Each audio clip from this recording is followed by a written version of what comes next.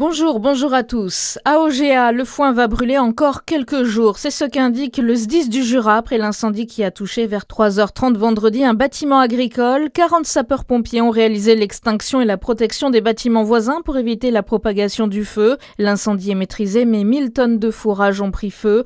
Le foin, lui, va se consumer encore plusieurs jours et reste sous surveillance.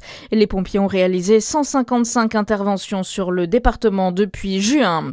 Les pompiers du Var n'en ont pas fini avec les flammes dans la montagne du Gros-Bessillon. Fixé en début de semaine, l'incendie connaît une reprise brutale depuis hier. 1000 hectares supplémentaires sont partis en fumée. 2500 personnes ont été évacuées, notamment à Corrence et Montfort-sur-Argence. Prudence sur les routes de Côte d'Or. La préfète du département appelle à la vigilance à l'heure du chassé-croisé entre juilletistes qui rentrent de vacances et haussiens qui prennent la route des départs. 3 accidents mortels survenus en seulement 2 jours cette semaine ont coûté la vie à 3 personnes dans le département.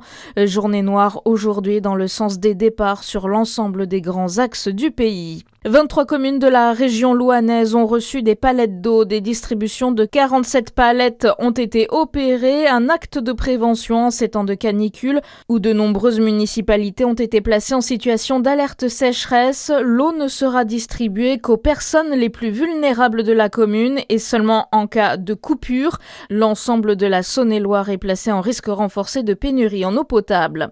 La gestion de l'équipe municipale à Besançon interroge. Le Parti communiste français dénonce la démission de 2 adjoints de Ludovic Fagot en l'espace de 4 mois et pointe dans un communiqué le manque de préparation des élus choisis par le maire pour gérer la ville. Et puis Gianni Infantino fait marche arrière sous les feux des critiques après sa volonté d'ouverture de la FIFA aux investisseurs privés.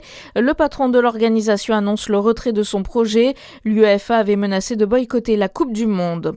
Bonne journée sur Fréquence Plus.